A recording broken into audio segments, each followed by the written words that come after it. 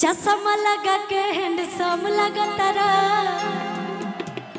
आ साउथ वाला हीरो से न कम लगा तारा कि तहरे के दिल हम देहबे करे जतू तो बम लगा तारा तहरे के दिल हम देहबे करे जतू तो बम लगा तारा कि चश्मा लगा के हैंडसम लगा तारा आ साउथ वाला हीरो से न कम लगा तारा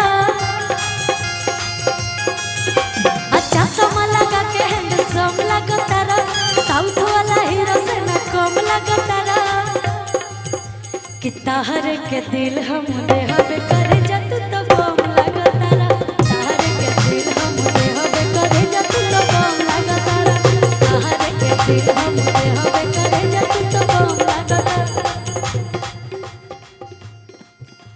और हमारे सूरज भैया भी हैं, जिधर देखो बस अपने ही लोग दिख रहे हैं यहाँ पे। टिंकू सर भी आए हुए हैं, सर का भी स्वागत करते हैं हमारे सूरज भैया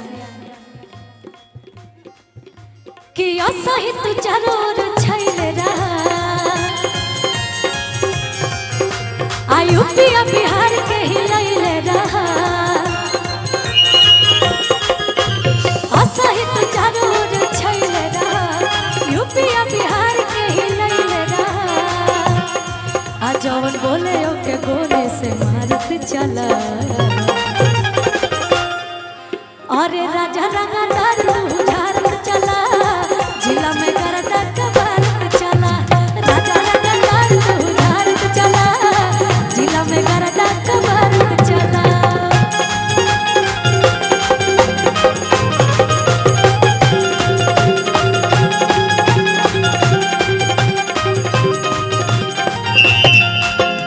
देखिए जे हमरा केहू लौकत नहीं खे अभी शिल्पी दी लौकत नहीं तो एगो बात कहूँ कहें कि हमने के पहला मुलाकात है फोन पे बहुत बार बात भइल बा लेकिन पहला मुलाकात है और जितना सुंदर हम वीडियो में देखले बानी उससे ज्यादा सुंदर वो बानी तो हम रवा खाते कहो रानी मूर्खा जानवा हो हीरा रतनवा हो रानी मूर्खा जानवा हो हीरा रतनवा हो। और आज के बाद जब हम घरे जाई तब रतिया में आवे वाला रतिया में आवे वाला मीठा सपना रानी मूर्खा जानवा हीरा रतनवा रानी मूर्खा जानवा हीरा रतनवा। एक सेकंड हमारे एक सेकंड भैया दिसूजा भैया भी आए हैं। भैया कहाँ बानी दिसूजा भैया भैया इधर आइए आप पीछे क्यों खड़े इधर आइए। और हमारे दिसूजा भैया हैं भैया का भी मैं स्वागत करती हूँ और इनके लिए एक लाइन बोले थे। देखिए जैसे जैसे लोग होते हैं ना उनके लिए एक अलग अलग लाइन बना है और भैया के लिए आते क्या लाइन बना है ये मैं नहीं बोल रही हूँ ये हमारे भाभी बोला था भैया खाती कि कौन हजावन माहौल का बड़ा बता कौन हजावन माहौल का बड़ा बता कौन हजावन माहौल का बड़ा बता।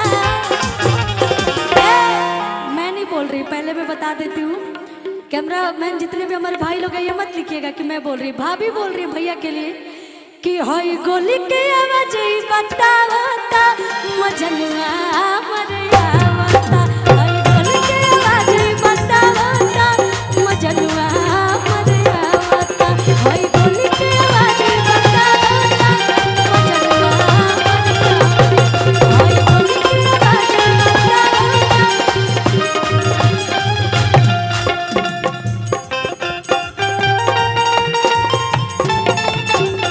क्या बात है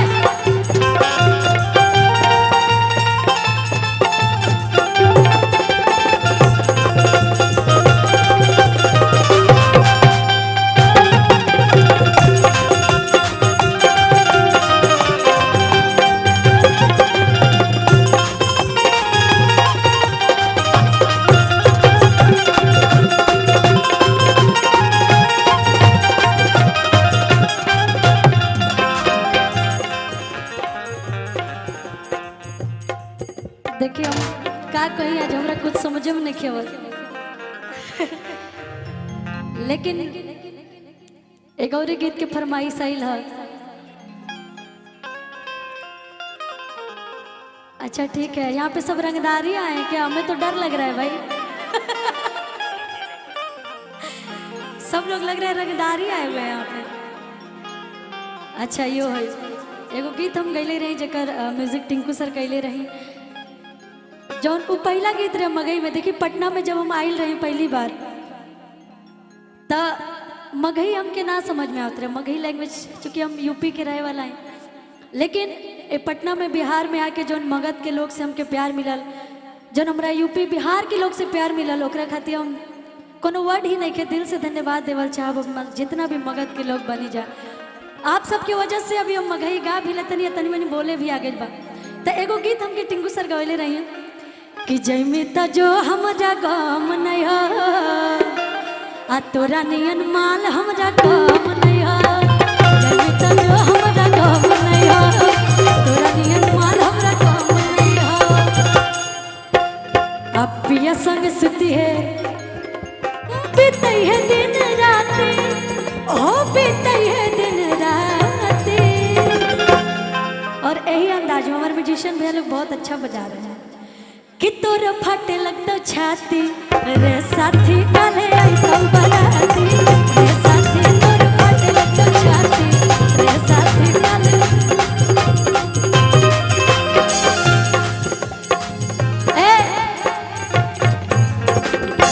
एकदम यही ठेका में चले दी तनी मनी चले दी भैया। और अतिया कहतिया कमाला राजा नहीं कमाला राजा रसिया जवानी होता बसिया कमाला राजा रसिया कमाला राजा रसिया जवानी होता बसिया कमाला राजा रसिया। लेकिन हम कहेंगे शिल्पी जी अभी तो आपका शादी नहीं हुआ है, लेकिन एगो लड़की के बियाह होता और नियन सुगर सागर और अतिया बिया हम चाहम कि अगर आंचल हो तो तनी कपार पे आंचल ले ली। चलिए कम से कम आंचल है ओढ़ने लायक, ओढ़ने भर का है कोई दिक्कत नहीं है। यही गनी अगर रतिया बिया आ कहती अपना पति से कहा कि छोड़ी गवने हरि में हरिया छोड़ी गवने हरि में हरिया छोड़ी गवने हरि में हरिया पिया भैला गुला हरि के हो फूल छोड़ी गवने हरि में हरिया पिया भैला गुला हरि के हो फूल छोड़ी गवने हरि में हरिया। कि कवनी सवती अमरले बमतिया कवनी सवती अमरले बमतिया अपनी गुजरिया के गईला तू भूल। आजब हमार दिसूजा भैया पटना से कबो बाहर चल जात हो काम काज के चक्कर में तो भाभी एक हथ हुई कि सुना सुना लागेला से जरिया सुना सुना लागेला से जरिया पिया भैला गुला दिखे हो छोड़ी गवने हरि में हरिया पिया भैला गुला दिखे हो छोड़ी गवने हरि। और वंडर वर्ल्ड से मेरे भैया आए हुए हैं, भैया का स्वागत करती हूँ। और क्यों छूटत नहीं के हो हाँ वंडर वर्ल्ड ना कहाँ है भैया? भैया आपका भी स्वागत करती हूँ, लेकिन कहो यहाँ खातिर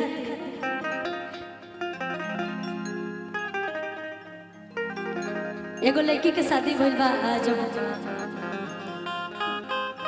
उनकर पति पटना जाता रहे तो वो कहत रही कि सुने पटना जाते तो हमरा खातिर एगो चीज ले ले आई जन तनिका कि जब पहिरी त देह झलके पिया साड़ी गोला दललके जब पहिरी त देह झलके पिया साड़ी गोला दललके जब पहिरी त देह झलके पिया साड़ी गोला दललके।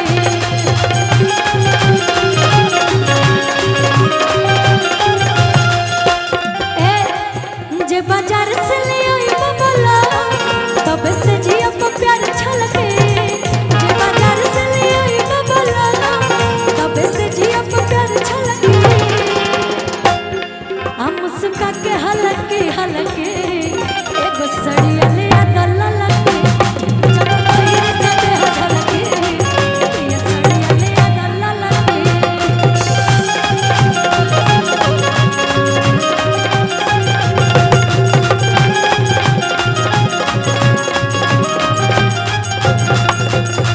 लेकिन भैया ऋषभ जी के सिकड़ी देखे एगो हमरा गीत आ गइल राउर जो सिकड़ी पहले बनी देखिए हम डाका थोड़ी डालेंगे, डालना रहता तो पूछ के कोई डाका डालता है, डाका क्यों पूछ के डालेला है, हम पूछे थे थोड़ी वैसे लेके चल लेती। लेकिन हमरा और सिकड़ी देखे वो गीत याद गया जान तो निका कि पेनी सिकड़ी अमीरो लागेला बिना चश्मा के हीरो लागे।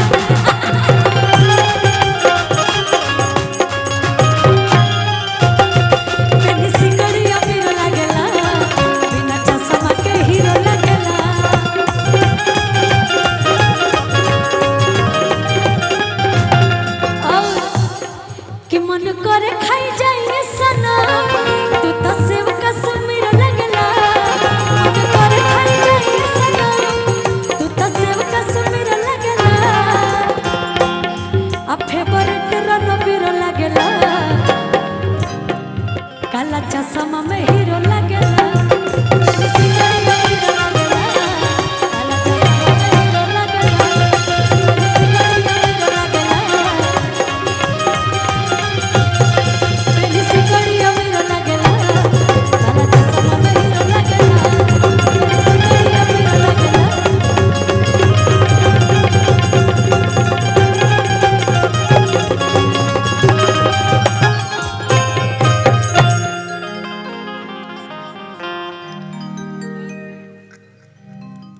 Thank you. लेकिन एगो मगे गीत आप सबके फरमाइश पे कि तोरे नम के टैटू आ जानू रे हाथा ना बनैले रे कि तोरे नम के टैटू नहीं बजाना नहीं है भैया। अरे जानू रे हाथा पापा ना बनैले रे अखाई के क्रिया जान रे कहियो दिला में बसैले रे कि तू लाख छुपई में प्यार बके आ दुनिया के पता चल जैते रे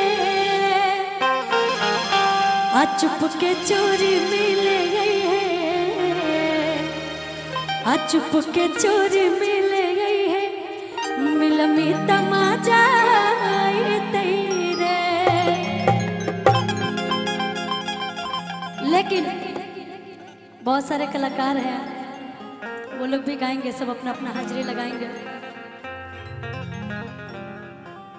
क्योंकि देखिए आप लोग अभी हम लोग ना परिवार में यहाँ पे जितने भी लोग हैं सब परिवार हैं और यहाँ पे इकट्ठा हुए हैं क्योंकि सब लोग अपना अपना काम करते हैं, डेली मुलाकात नहीं हो पाती है। तो एक ये मुलाकात करने का बहुत बड़ा रीज़न भी है कि सब लोग इकट्ठा मिल जाएंगे, इसके लिए धन्यवाद आपको। लेकिन मैं देखिए अभी तक तो ऐसा कुछ हुआ नहीं है, इतनी प्यारी हैं आप। मैं तो नहीं चाहूँगी कि हम लोग का रिलेशन कभी भी किसी भी बात पे खराब हो, है ना। लेकिन कभी ऐसा हो जाएगा तो मैं एक ही लाइन बोलूँगी, जानते हैं क्या कि खत्म कर दे सनम जो दूरी है, कि खत्म कर दे सनम जो दूरी है, जिंदगी में तेरा होना बहुत जरूरी है, कि जिंदगी में तेरा होना बहुत जरूरी है। थैंक यू आप सब।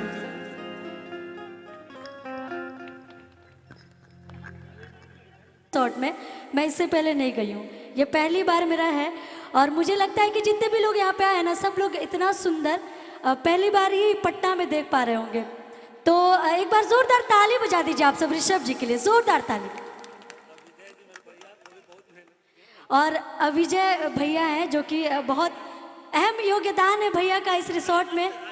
तो भैया आप आइए, पीछे मत रहिए, आप लोग आगे रहिए। हाँ, तो भैया को भी थैंक यू, और ऋषभ जी आपको भी, इतने प्यारे प्यारे कलाकार को बुलाने के लिए थैंक यू भैया आपको।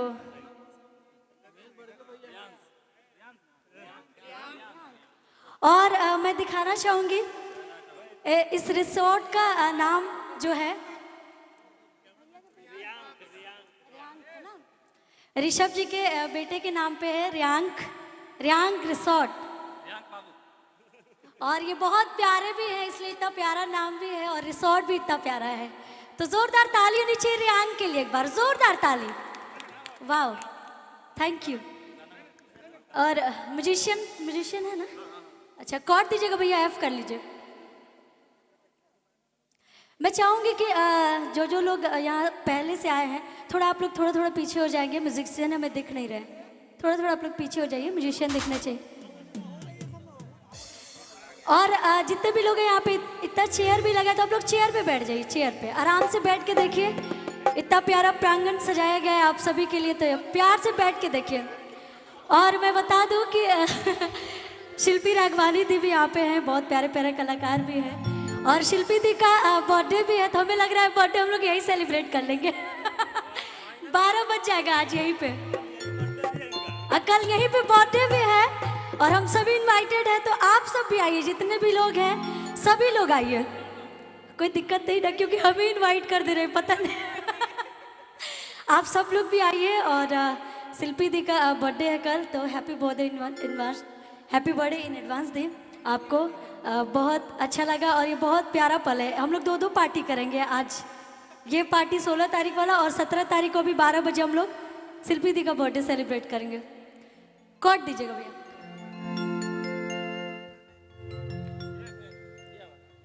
एफ की